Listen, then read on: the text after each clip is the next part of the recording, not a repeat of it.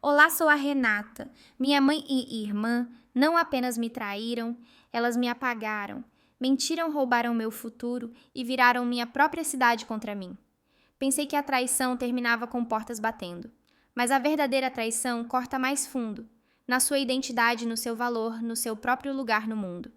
Já se perguntou como é quando as pessoas em quem você mais confia reescrevem sua vida sem você? Antes de mergulharmos, me diga a que horas você está ouvindo e de onde você é. Deixe um comentário abaixo. Adoraria ouvir sua história também. No instante em que entrei na sala de jantar de Maura, soube que algo não estava certo. A casa cheirava levemente a lustramóveis de limão e a riqueza persistente de um assado de panela. Mas por baixo de tudo, havia uma pesadez que eu não conseguia afastar.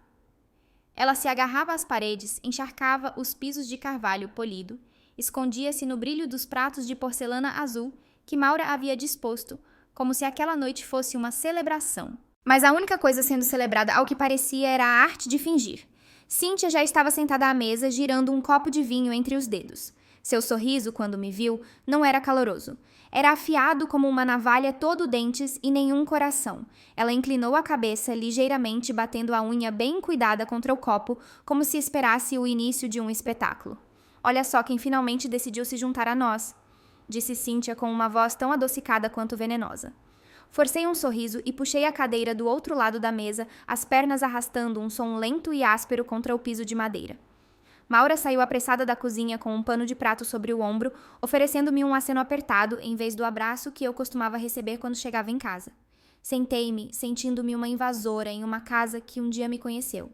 Conversamos, ou melhor, trocamos palavras, sobre trabalho, as ondas de calor que varriam Charleston, a construção infernal na I-26. Mas era tudo superficial, mecânico, como o silêncio que estranhos sentem quando não sabem mais o que dizer. As alfinetadas de Cíntia começaram pequenas como um mosquito que você tenta ignorar. Um comentário sobre meus projetos de paixão intermináveis na biblioteca. Uma piada sobre como algumas pessoas atingem o auge no ensino médio. Mantive a língua quieta, contando cada vez que Maura não intervinha. Disse a mim mesma que conseguiria passar pelo jantar. Uma refeição só isso, mas Cíntia não estava interessada no jantar. Ela estava caçando. Sabe? Ela disse girando o vinho e me fitando com um sorriso tão falso que fez minha pele arrepiar. Algumas pessoas simplesmente não sabem quando não são queridas. Enrijecei minha mão parando no ar sobre meu chá doce. Olhei para Maura, instintivamente, esperando orando pela repreensão gentil à voz maternal firme em que eu costumava confiar. Em vez disso, Maura cuidadosamente reorganizou os talheres em seu prato como se não tivesse ouvido nada. Meu apetite evaporou. O relógio na parede tic-taqueou uma vez alto. Depus meu garfo deliberada e lentamente. É um trabalho significativo. Eu disse minha voz calma, não traindo nenhum do fogo que surgia sob minhas costelas. E importa para as pessoas que servimos. Cíntia riu baixo e cruel. Claro, se é isso que você precisa dizer a si mesma. Foi a dispensa casual que me atingiu. A maneira como ela descartou toda a minha existência com um simples movimento de língua. Afastei minha cadeira o arranhão contra o chão, soando como um grito no silêncio sufocante. Talvez eu devesse ir. Eu disse baixinho. Cíntia se inclinou, os olhos brilhando. Talvez devesse, ela sussurrou, e então mais alto como um punhal atirado direto pela mesa. Por que você simplesmente não desaparece? As palavras atingiram como um trovão. Maura não se encolheu, não ofegou nem mesmo franziu a testa. Ela apenas sorveu seu vinho, os olhos fixos em uma mancha na toalha de mesa. Aquele silêncio era pior do que qualquer insulto que Cíntia pudesse ter atirado. Levantei-me, o coração batendo tão alto que tive certeza de que elas podiam ouvir. Peguei minha bolsa nas costas da cadeira, minhas mãos firmes agora. Sem tremores, sem lágrimas, apenas uma clareza fria e brutal. Hesitei na porta, um último instinto desesperado, me corroendo, implorando por algum sinal, qualquer sinal de que eu estava errada, de que me chamariam de volta, pediriam desculpas, diriam que não queriam dizer aquilo. O único som foi o tilintar do copo de vinho de Cíntia contra a mesa. Acho que você conseguiu o que queria, eu disse, minha voz monótona e estranha, até para meus próprios ouvidos. A porta da frente abriu com um ranger suave. A noite úmida de Charleston me envolveu espessa e úmida, cheirando a sal e gardênias. Saí a porta se fechando atrás de mim como o último prego em um caixão. Não apressei o passo. Desci lentamente os degraus da varanda, cada um mais pesado que o anterior. Atravessei o gramado bem cuidado à luz quente das janelas da sala de jantar, brilhando atrás de mim, como um mundo do qual eu não fazia mais parte. Meu carro esperava na calçada paciente e indiferente. Deslizei para o volante apertando-o até meus nós dos dedos ficarem brancos. Sentei ali olhando para a casa, para a vida à qual eu havia lutado tanto para pertencer, e percebi que não a queria mais. Não assim. Talvez elas tivessem me feito um favor. Liguei o motor e me afastei da calçada, os pneus sussurrando contra o asfalto. Eu não tinha um destino. Apenas dirigi passando pelas velhas árvores de carvalho envoltas em musgo espanhol, pelas casas geminadas, em tons pastel pelas memórias que não me cabiam mais. Enquanto as ruas se misturavam, uma única verdade se fixou em meus ossos. Eu havia passado muito tempo tentando me forçar em um espaço que nunca foi feito para mim. Talvez desaparecer não fosse a tragédia que elas pensavam. Talvez fosse minha chance de finalmente começar a viver o peso da ausência. Naquela noite não fui direto para casa. Meus pés me levaram pelas calçadas rachadas de Charleston, passando por boutiques e cafés fechados por bolsões de luz de rua e sombra, até que minhas pernas arderam e minha mente estava entorpecida demais para pensar. Somente quando o frio da madrugada se agarrou às bordas do ar úmido é que finalmente me virei para meu apartamento, a percepção afundando mais a cada passo. Talvez pertencer nunca tivesse sido realmente uma opção para mim. A fechadura clicou mais alto que o normal quando empurrei minha porta.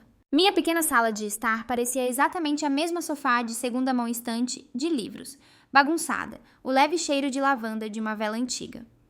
Mas de alguma forma agora parecia estranha vazia. Deixei minhas chaves no balcão, chutei meus sapatos e desabei no sofá olhando para o ventilador de teto, enquanto ele girava preguiçosamente acima de mim. Por muito tempo não me movi.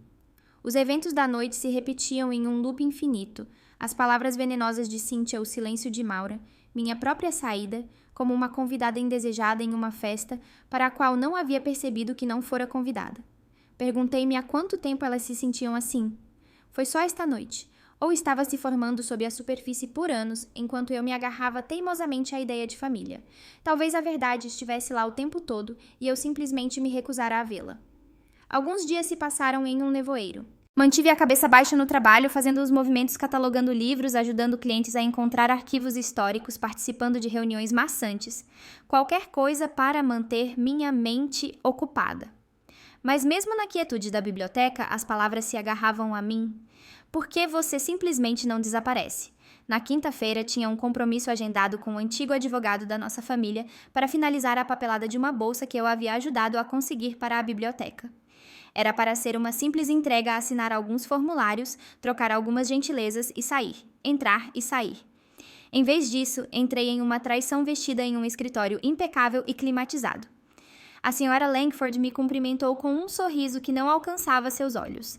Ela ofereceu café que eu não queria, gesticulou, para que eu me sentasse e embaralhou papéis desnecessariamente. Não foi até que vislumbrei um documento familiar saindo de uma pasta em sua mesa, o testamento de Maura, que o nó em meu estômago se apertou em algo afiado. Isso está atualizado, perguntei acenando para ele antes que pudesse me conter. A senhora Langford hesitou um flash de desconforto cruzando seu rosto. Ela guardou o documento apressadamente, mas era tarde demais. Eu não deveria discutir... Ela começou, mas eu a interrompi com a mão levantada. Não estou pedindo detalhes, apenas me diga, ainda estou listada.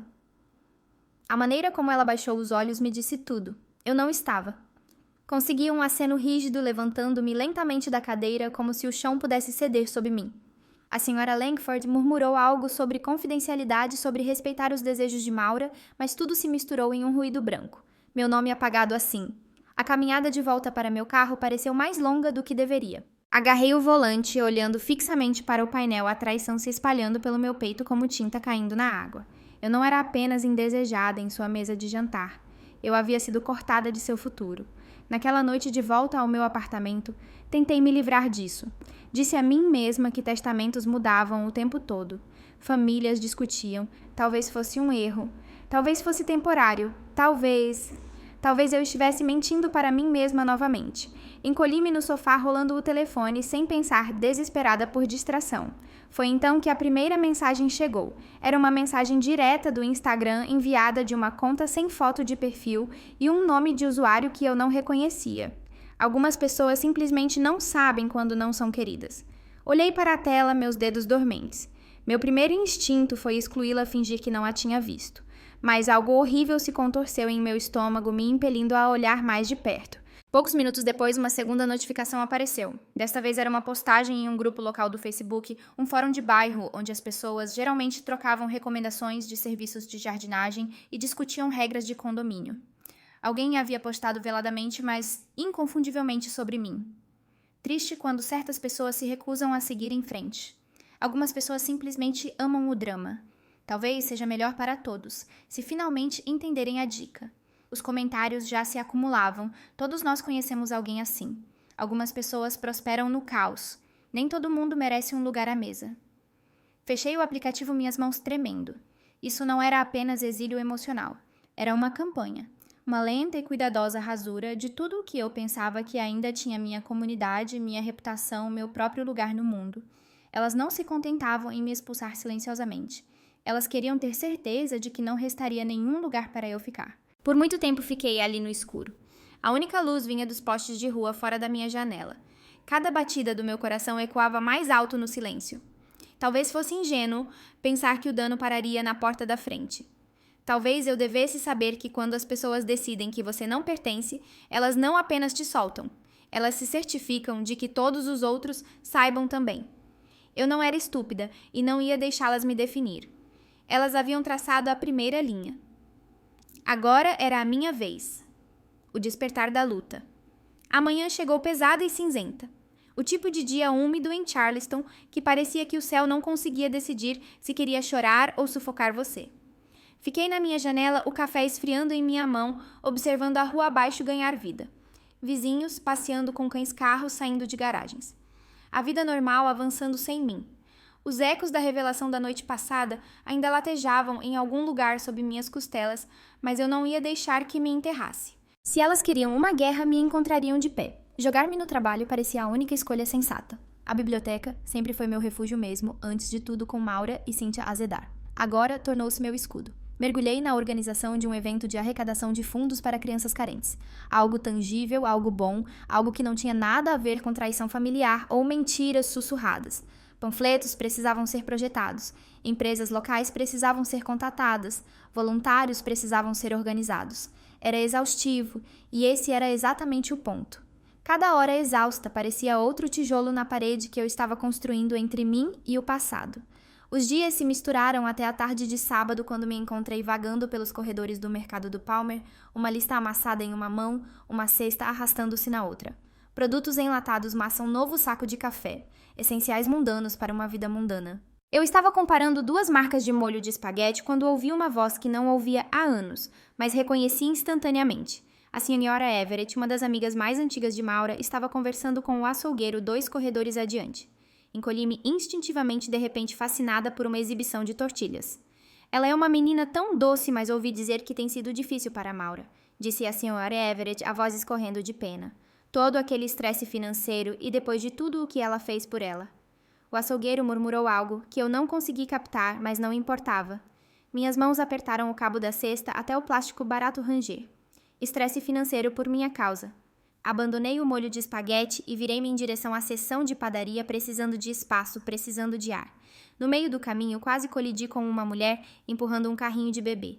Murmurei um pedido de desculpas, o coração batendo nos meus ouvidos. Quando cheguei ao caixa, minha mente girava mais rápido do que eu podia respirar. O que estavam dizendo as pessoas que eu, de alguma forma, havia arruinado as finanças de Maura, que eu as havia esgotado. Eu queria rir uma risada áspera e amarga, mas minha garganta estava muito apertada. Mais tarde naquela noite, depois de forçar um jantar que mal provei, liguei para Jorge. Ele atendeu no segundo toque, a voz cautelosa. Renata, tudo bem? Não, eu disse categoricamente. E você sabe por quê? Houve uma pausa então, um suspiro. Eu ouvi os rumores também.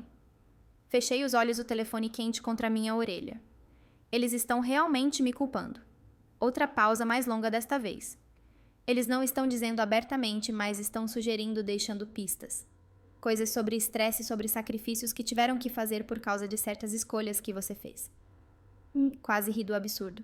Que escolhas? Jorge ficar em um emprego estável, não me casar com o primeiro cara que me pediu, não jogar meu dinheiro no mais recente esquema de pirâmide da Cynthia. Eu sei, ele disse rapidamente. Eu sei que é lixo, mas você sabe como as pessoas são. Uma vez que uma história começa, ninguém se dá o trabalho de perguntar se é verdade. Afundei no sofá passando a mão pelo rosto. Eles estão reescrevendo o passado, me pintando como um fardo que só carregaram até que não pudessem mais. Lamento dizer isso, disse Jorge a voz baixa. Mas está funcionando. Algumas pessoas acreditam neles. Por um momento não consegui falar. Meu peito ardia com uma raiva desamparada e amarga. Uma coisa era ser expulsa apagada. Outra coisa era ser transformada na vilã de uma história onde você era a única que havia tentado ficar. Obrigada por me dizer, eu disse, finalmente engolindo a dor. Pelo menos agora eu sei com o que estou lidando. Renata. Jorge hesitou. Só tome cuidado, ok, eles não estão jogando limpo. Sim, eu disse, minha voz mais fria do que eu pretendia. Eu descobri isso quando eles me cortaram do testamento. Desligamos depois disso a conversa, deixando um resíduo em minha pele que eu não conseguia lavar. Olhei para o teto por um longo tempo, minha mente reproduzindo e reproduzindo os momentos em que havia me sacrificado por eles largando tudo quando Maura ficou doente, levando os filhos de Cíntia aos treinos de futebol, ajudando a consertar o telhado depois daquela temporada de furacões, tudo agora transformado em uma narrativa em que eu era a causa de sua queda. Estar ao lado deles nunca foi suficiente. Nunca seria suficiente, e agora não era apenas sobre perdê-los, era sobre me reaver. A semente da vingança. No domingo de manhã, entrei novamente no supermercado determinada a comprar as coisas que havia abandonado no dia anterior. O estacionamento estava tranquilo, o ar denso com o cheiro de chuva distante. Enquanto passava pela vitrine de vidro, vislumbrei-me na janela, cabelo puxado para trás. Apressadamente, olheira sob os olhos, mas algo mais também. Algo mais duro, mais afiado. Você queria que eu desaparecesse, murmurei para meu reflexo, minha respiração embaçando o vidro. Talvez seja a hora de eu mostrar exatamente quem você tentou apagar. A noite em que decidi revidar o sono tornou-se um estranho. Fiquei acordada muito depois que os postes de rua se apagaram, o céu de Charleston sangrando de tinta, para um cinza pálido minha mente girando em possibilidades que eu não ousava considerar antes. Se elas queriam uma guerra, acabavam de recrutar a mulher errada. Pela manhã, o ar úmido se agarrava à minha pele enquanto eu estava curvada sobre a mesa da cozinha, traçando cada conexão, cada indício de traição. Páginas de anotações espalhadas pela superfície, datas, nomes, comentários estranhos que não faziam sentido antes, mas agora brilhavam sob suspeita. Eu não estava apenas juntando fofocas, eu estava construindo um caso. Foi então que meu telefone vibrou, olhei para baixo. Um número que eu não reconhecia iluminou a tela, código de área de outro estado. Meu estômago se contorceu, mas o instinto disse para atender. Olá, eu disse cautelosamente. Renata querida. A voz da tia Maria irrompeu pelo viva-voz toda doçura e preocupação. Eu estava pensando em você. Como você está se saindo? Algo em seu tom fez meu coração saltar. Mantive minha voz firme. Estou bem. Ocupada, sabe? Claro, claro.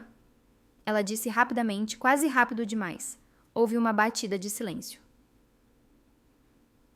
Olha, odeio até mesmo tocar no assunto, mas bem alguém me disse que você estava processando Maura por você, sabe, coisas de herança. Congelei os nós dos dedos embranquecendo ao redor da caneca de café em minha mão. Processando, repeti cuidadosamente. Quer dizer, Miriam apressou-se. Eu disse a eles que isso não poderia ser verdade. Você não é esse tipo de pessoa, mas você sabe como as línguas afiadas são. Não, isso não era apenas conversa fiada, era estratégia. E quem exatamente está dizendo às pessoas isso? Perguntei já sabendo a resposta. Houve um longo suspiro do outro lado. Cíntia mencionou algo em um churrasco no fim de semana passado. Ela disse que você estava agitando as coisas, deixando sua pobre mãe doente de estresse. Pobre mãe, doente de estresse. Levei tudo em mim para não atirar a caneca pela sala. Agradeço por me contar, Miriam. Eu disse a voz como ferro envolto em seda. Realmente. Desligamos depois de mais algumas gentilezas que pareceram comandar descalça sobre cacos de vidro. Fiquei à mesa olhando para a parede em branco à minha frente. Por um momento não consegui me mover. Elas não estavam apenas reescrevendo nossa história dentro de casa. Elas estavam repintando-a por toda a maldita cidade. Abri meu laptop e acessei o Facebook. 5 minutos de rolagem confirmaram meus piores medos. Primos com quem eu mal havia falado estavam postando farpas veladas sobre direitos e traidores familiares.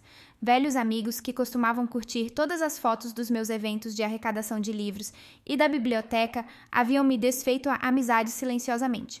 Uma vizinha a quem eu havia ajudado no Natal passado postou um meme sobre cobras se escondendo atrás de sorrisos. Estava em todo lugar. A campanha de difamação não foi acidental. Foi deliberada, coordenada e Cynthia era a condutora de toda a sinfonia venenosa. Eu precisava de ar. Peguei minhas chaves e dirigi sem rumo por um tempo. Ruas se misturando em casas em tons pastel banhadas pelo sol e carvalhos gotejando musgo. Acabei no Lago Colonial, um lugar que costumava parecer seguro. Um lugar onde Maura uma vez nos trouxe Cynthia e eu para alimentar os patos, quando joelhos esfolados e casquinhas de sorvete eram nossas maiores preocupações. Sentei-me em um velho banco, a madeira desgastada e quente do sol da tarde. Do outro lado da água, crianças jogavam migalhas de pão para bandos famintos, suas risadas flutuando sobre a água como uma melodia de outra vida. Uma memória surgiu Maura escovando meu cabelo dos meus olhos em um dia ventoso, me entregando um minúsculo barco de papel para flutuar. Confie na água, ela dissera. Ela sempre sabe para onde está indo. Mas a mulher que dissera isso havia desaparecido, ou talvez nunca tivesse existido fora do coração esperançoso de uma criança. Meu telefone vibrou no banco ao meu lado. Uma mensagem de Jorge, um dos poucos primos que ainda não me havia abandonado. Ouvi algumas coisas. Espero que esteja bem. Me diga se precisar de algo. Respondi. Obrigada, apenas arrumando as coisas. Mas a verdade era que não havia muito o que arrumar. O dano estava feito. Elas haviam transformado minha história em algo feio, algo que eu não reconhecia, e a cidade, a família, os amigos em quem eu pensava que poderia confiar. Eles haviam engolido tudo, sem sequer se darem ao trabalho de perguntar meu lado da história. Olhei para a superfície parada do lago, observando uma libélula roçar a água, como se não tivesse preocupações no mundo. Enquanto isso, eu sentia como se estivesse me afogando em um mar de mentiras. Elas não queriam apenas me afastar, elas queriam me apagar. Apertei os punhos, sentindo a fúria borbulhando baixa e quente em meu peito. Não era justo, não era certo, mas eu sabia lá no fundo que esperar que elas percebessem seu erro era uma esperança de tolos. A única justiça que eu encontraria seria a que eu mesma fizesse. Quando o sol se pôs e os postes de luz piscaram, levantei-me e sacudi a sujeira de minhas calças jeans. Não saí derrotada.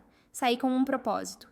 Eu não ia me esconder. Eu não ia desaparecer silenciosamente. Se elas queriam fingir que eu não existia, talvez fosse hora de lembrá-las exatamente quem elas tentaram apagar. Peguei meu telefone mais uma vez, rolando por mensagens antigas, traçando conexões, planejando os próximos passos. Se elas queriam que eu desaparecesse, murmurei no crepúsculo que esfriava. É melhor elas orarem para que eu não decida fazê-las desaparecer primeiro. As estrelas piscaram acordadas acima, à noite, se instalando ao meu redor como uma armadura. A guerra não havia acabado. Havia apenas começado. A manhã arrastou-se à existência através de uma parede de nuvens pesadas. O ar pegajoso com a promessa de chuva. Sentei-me na beirada da minha cama, as mesmas roupas de ontem ainda grudadas na minha pele, o sono nunca tendo chegado. Enquanto as primeiras gotas batiam na vidraça da janela, decidi que não ia perder mais um segundo sendo passiva. Se Cynthia pensava que poderia reescrever a história, então era hora de eu mesma começar a ler as letras miúdas. Vesti jeans e um suéter liso azul marinho, prendendo o cabelo em um coque prático. Este não era um dia para aparências. Era um dia para a verdade. Peguei uma pasta de couro fina, coloquei-a debaixo do braço e saí pela porta, o ar úmido imediatamente me envolvendo como uma segunda pele sufocante.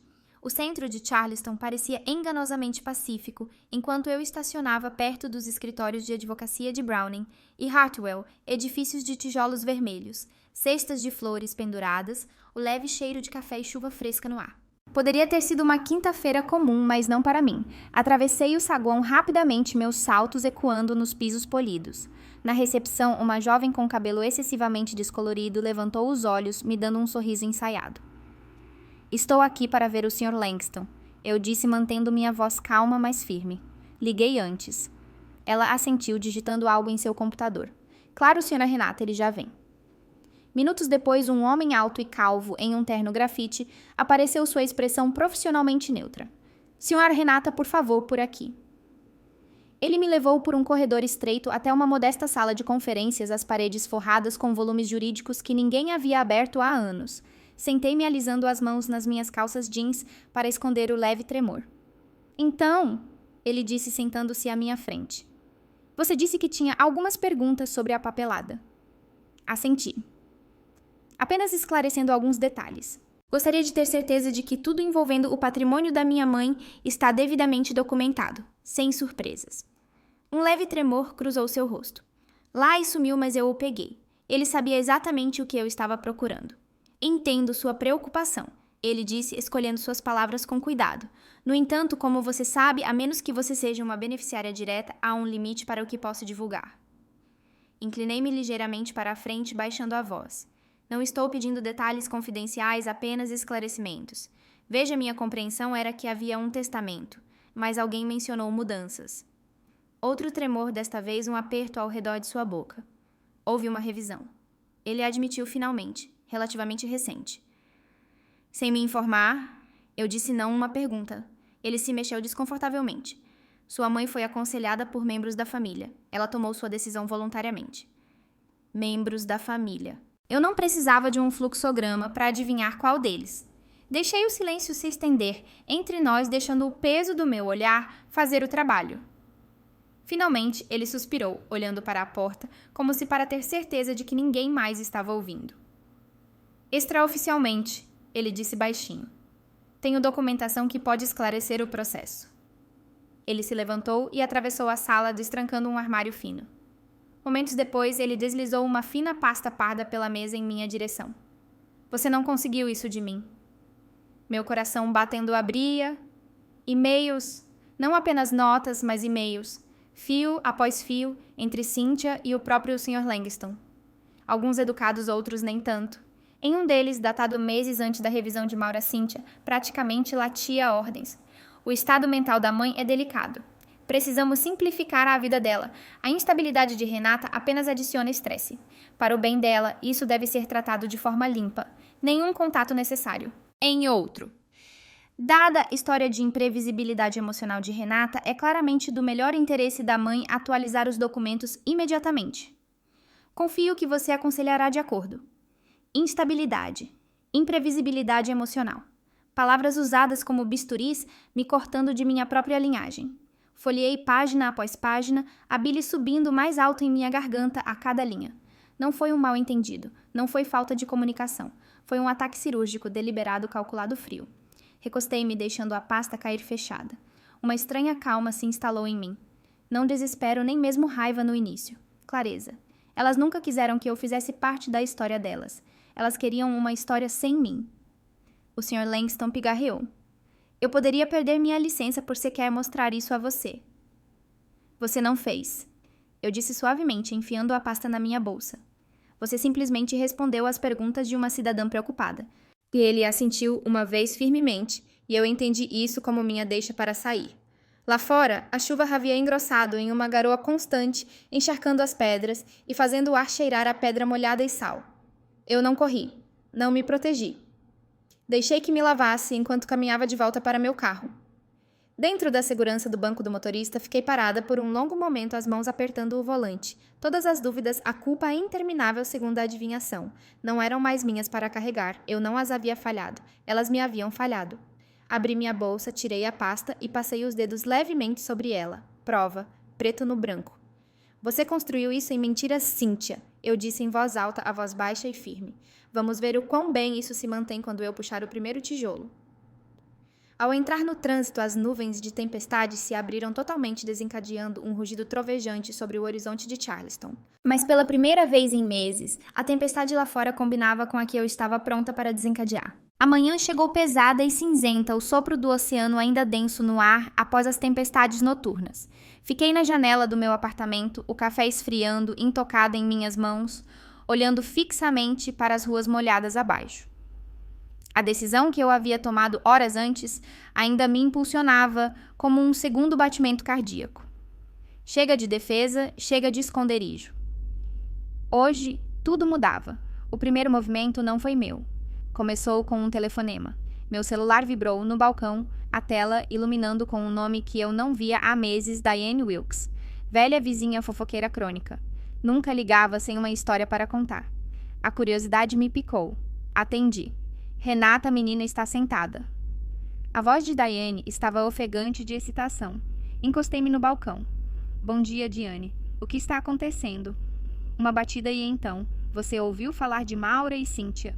Não, meu Deus, você não vai acreditar. Elas foram enganadas em grande escala. Perderam uma fortuna. Algum guru de investimentos de fala mansa prometeu triplicar o dinheiro delas. Acontece que ele era um artista de golpes. As contas delas foram drenadas, Renata.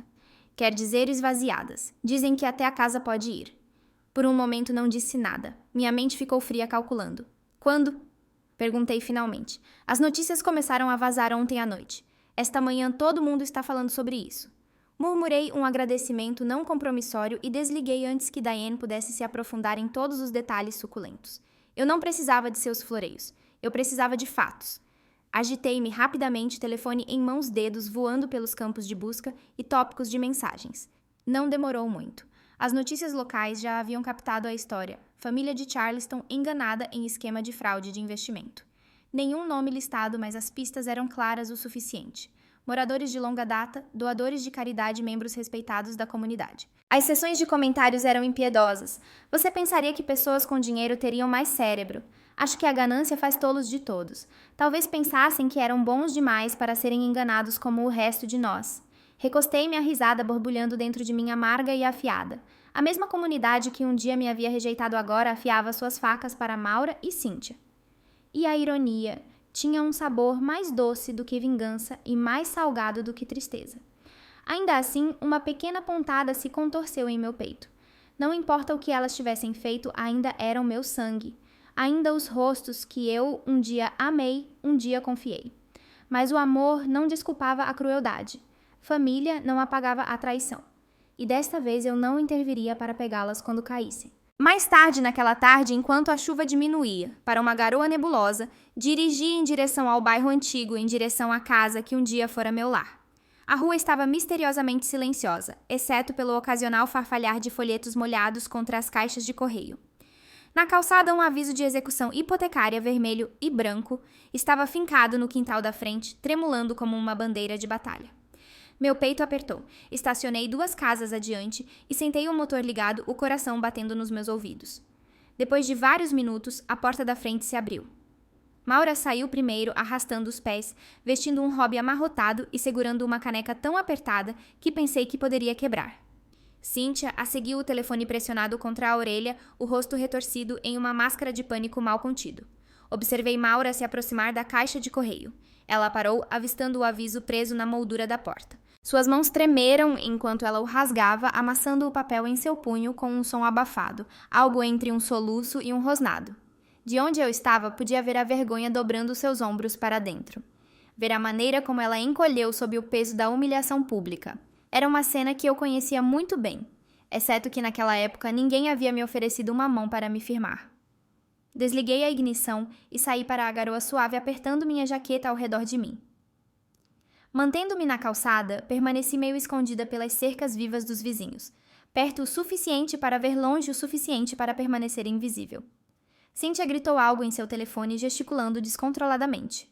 Maura caiu contra o corrimão da varanda, o rosto enrugando de uma forma que atingiu um nervo sensível que eu não sabia que ainda estava exposto.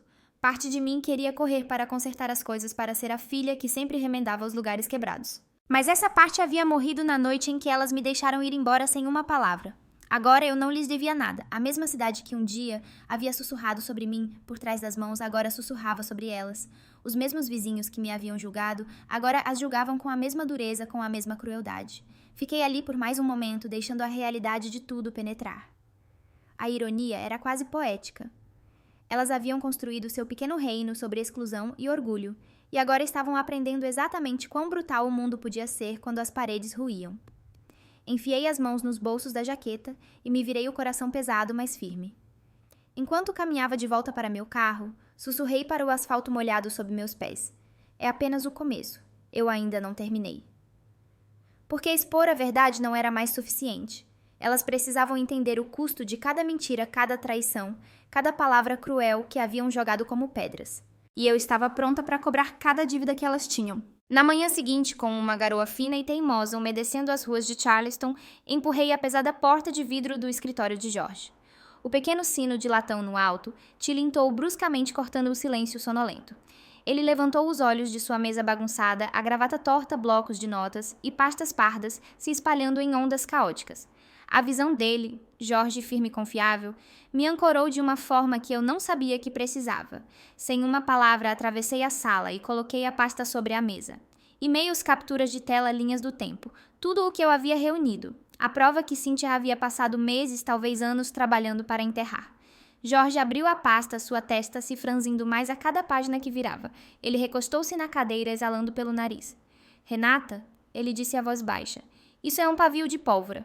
Cruzei os braços firmemente sobre o peito, e já passou da hora de explodir. Ele me estudou cuidadosamente como se pesasse o quanto de determinação eu realmente tinha. Finalmente ele fechou a pasta e a bateu 2 vezes com os dedos. Você entende, né? Ele disse.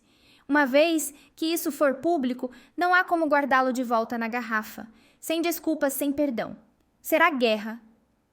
Assenti. Minhas mãos estavam firmes. Minha voz, quando falei, não tremeu. Não fui eu quem despedaçou esta família, eu disse. Sou apenas a que se recusa a mentir sobre isso de novo. A boca de Jorge se curvou em algo que poderia ter sido respeito ou talvez arrependimento. Passamos as próximas 2 horas traçando um plano, processos legais, divulgações públicas, contato com alguns repórteres simpáticos já investigando o escândalo da fraude de investimento. Cada passo era um risco, cada movimento uma mina terrestre em potencial. Mas pela primeira vez em meses, talvez anos, eu sentia que estava avançando em vez de correr em círculos em torno das mentiras de outra pessoa. A certa altura, Jorge recostou-se e disse, sabe, você ainda poderia ir embora. Sorri sombriamente. Ir embora e deixá-los destruir o pouco de bom nome que me resta. Ele encolheu os ombros. Às vezes, a sobrevivência é saber quando recuar. Sacudi a cabeça lentamente. Desta vez não, porque sobreviver não era mais suficiente. Sobreviver significava deixar a história terminar como Cíntia queria. E eu me recusei a deixá-la escrever meu final. Finalizamos a queixa. Preparamos os pacotes de evidências. Jorge prometeu me conectar com um grupo de assistência jurídica conhecido por lidar com casos de denunciantes pro bono se necessário. Ele também tinha contatos em 2 jornais locais. Editores que discretamente haviam insinuado que estariam ansiosos por informações privilegiadas assim que a história viesse à tona.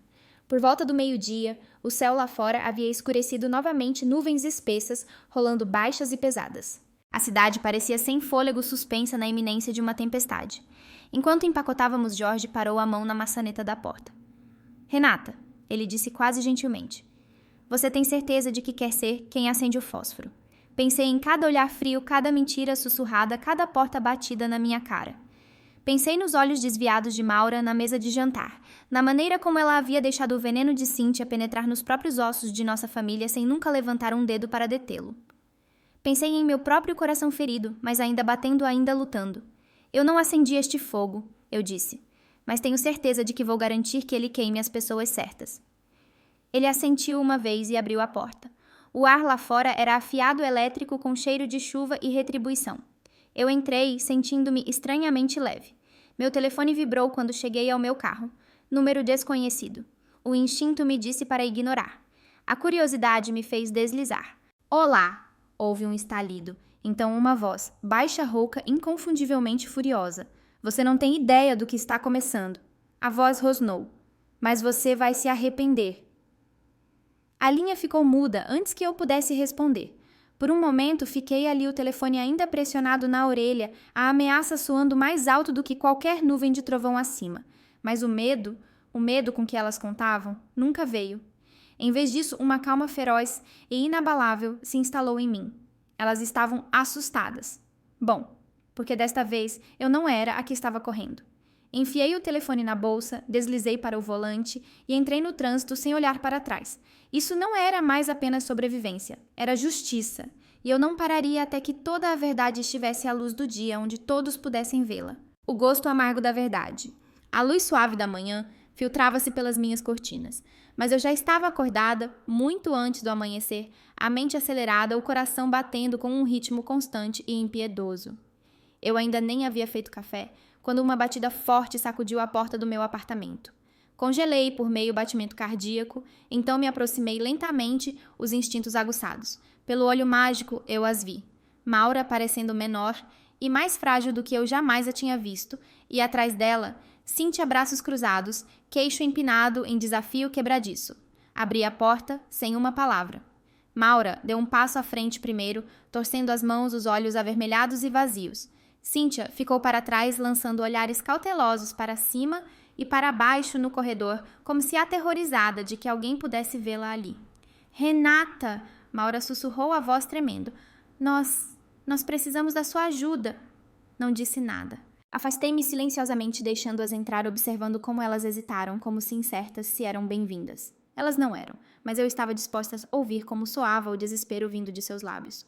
Maura se sentou na beirada do meu sofá desgastado, os ombros curvados, enquanto Cíntia pairava perto da porta como um animal enjaulado. O silêncio se estendeu, longo e pesado, antes que Maura finalmente o quebrasse. Os bancos... Ela vacilou, torcendo um lenço entre os dedos. Eles vão tomar a casa. E depois de tudo, a voz dela quebrou. A comunidade e o apoio que tínhamos se foi. Encostei-me no balcão, os braços cruzados, sem dizer nada. Não ainda. Não até que elas dissessem a parte que eu precisava ouvir. Maura levantou o olhar para o meu. A tristeza ali era real, não performática.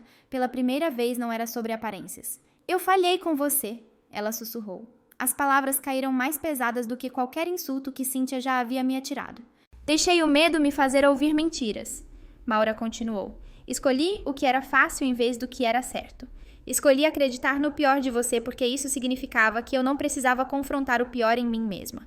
Mantive seu olhar imóvel, sem perdão rápido, sem pressa para aliviar sua culpa.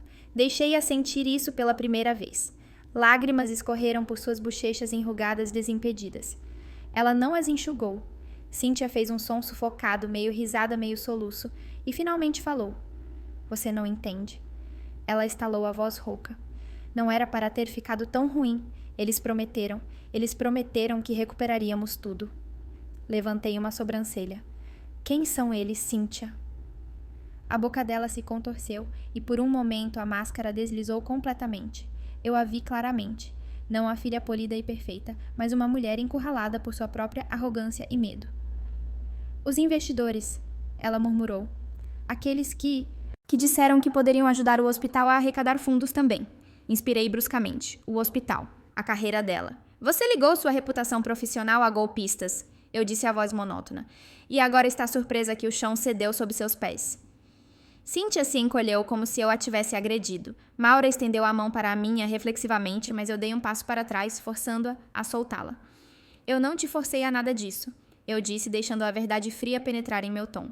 Não te disse para cortar caminho para vender sua integridade pedaço por promessas de dinheiro fácil. O rosto de Cíntia enrugou. Ela parecia completamente perdida. Estão revisando minha licença. Ela sussurrou, a voz tão pequena que mal a ouvi. A junta do hospital. Eu não senti nada, nem satisfação, nem vindicação, apenas um vazio doloroso, onde a raiva costumava estar. Cíntia não era uma vilã. Ela nem era uma oponente digna. Ela era uma covarde que pensou que poderia queimar tudo e sair ilesa. Maura se endireitou ligeiramente, a voz embargada. Por favor, Renata, sabemos que não merecemos, mas se há algo que você possa fazer... As mesas haviam virado tão completamente que quase não parecia real. Por um longo momento não disse nada. Apenas fiquei ali pesando-as na balança. Finalmente falei. Se vocês querem minha ajuda, eu disse lentamente, será sob os meus termos. Ambas levantaram a cabeça, a esperança tremeluzindo desesperadamente em seus olhos. Chega de mentiras, eu disse. Chega de reescrever a história. Chega de fingir que sou a vilã da sua história. Maura assentiu rapidamente, uma lágrima escorrendo pelo rosto. Cíntia permaneceu congelada, os olhos movendo-se rapidamente entre mim e a porta, como se ainda calculasse rotas de fuga. E se vocês alguma vez tentarem me difamar novamente? Acrescentei, a voz baixando para algo perigoso. Vocês descobrirão exatamente o quanto pior pode ficar. A ameaça pairava pesada entre nós. Maura limpou os olhos, assentindo freneticamente. Cíntia não falou não, discutiu. Ela sabia que a maré havia virado, e não havia como voltar a nadar. Deixei-as sentadas em silêncio por mais um pouco antes de finalmente gesticular para a porta. Eu entro em contato. Eu disse bruscamente. Elas se arrastaram para fora, Maura lançando um último olhar suplicante por cima do ombro. Cíntia nunca olhou para trás. Quando a porta se fechou atrás delas, exalei pela primeira vez em horas. Eu não era ingênua. Eu sabia que o perdão não era devido. A cura, se é que viria, seria lenta, fragmentada e imperfeita. Mas o equilíbrio de poder havia mudado. Eu havia retomado minha história e desta vez ela seria escrita nos meus termos. Virei-me para a janela, observando Charleston se desdobrar sob a luz da manhã. O mundo lá fora parecia cru e novo, marcado, mas ainda de pé, assim como eu. O horizonte de Charleston se estendia à minha frente, dourados suaves e rosas empoeirados, se misturando no horizonte. Eu estava na minha pequena varanda, uma xícara de chá, aquecendo minhas mãos, inalando o ar úmido da noite denso com o cheiro de gardênias e o leve sabor salgado do mar.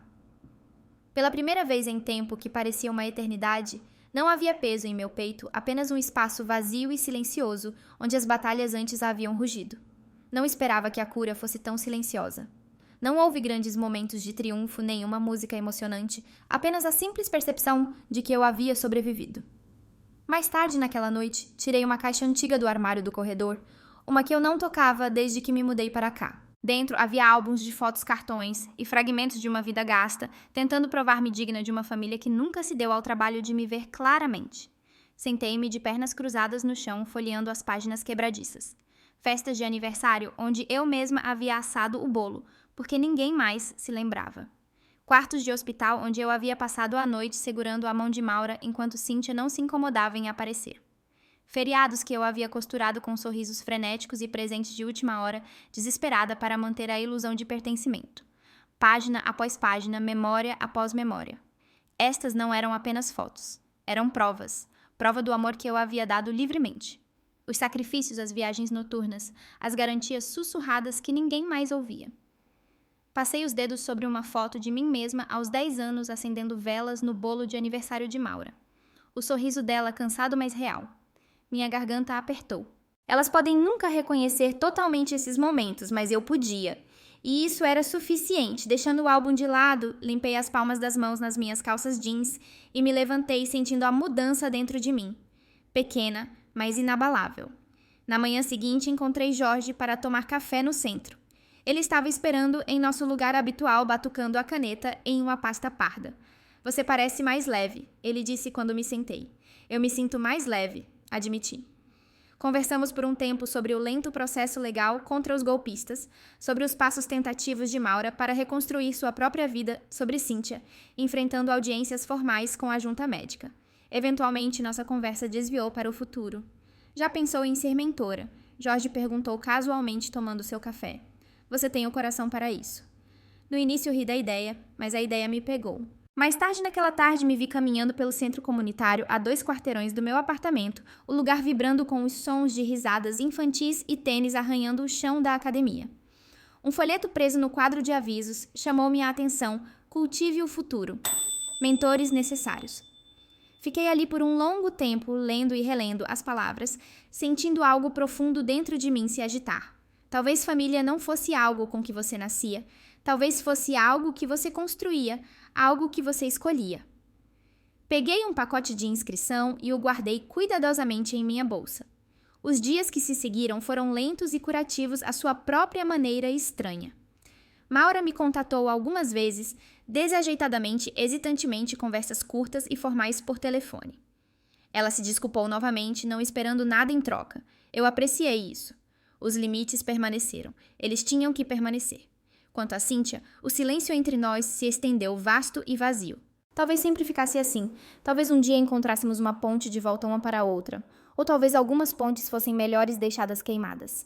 Eu não sentia mais a necessidade de perseguir nenhum dos resultados. Em uma manhã nítida de sábado, a luz do sol inundando minha pequena sala de estar, coloquei um balde de tinta fresca ao lado da parede. O velho bege desbotado estava sendo substituído por algo novo. Um tom vibrante e quente de verde-água que fazia todo o quarto parecer vivo. Abri os papéis de adoção do programa de mentoria, espalhando-os pela mesa de centro. Formulários preenchidos pela metade esperavam pacientemente que eu encontrasse a coragem para completá-los. Não era o medo que me impedia, era o peso sagrado de escolher um novo começo. Cuidadosamente, completamente mergulhei o pincel na tinta e fiz o primeiro traço ousado na parede. A cor floresceu na pálida luz da manhã rica e sem desculpas. Sorri respirando profundamente, sentindo algo se assentar dentro de mim pela primeira vez em anos. Posso estar marcada, sussurrei, observando a cor se espalhar, mas finalmente sou minha. Lá fora, Charleston zumbia com a vida, suave e constante e cheia da promessa infinita do que ainda poderia ser construído a partir dos pedaços deixados para trás. Às vezes, as feridas mais profundas não vêm de estranhos. Elas vêm daqueles que um dia chamamos de família. Mas curar não significa esquecer. Significa escolher seguir em frente com força, não com amargura. A jornada de Renata nos lembra que família não é apenas sangue. É o amor, o respeito e a lealdade que escolhemos construir ao nosso redor. O que você faria se tivesse que reescrever sua própria história? Se você gostou deste drama familiar e quer mais histórias poderosas da vida real, não se esqueça de se inscrever e ficar ligado no que está por vir. Sua voz importa.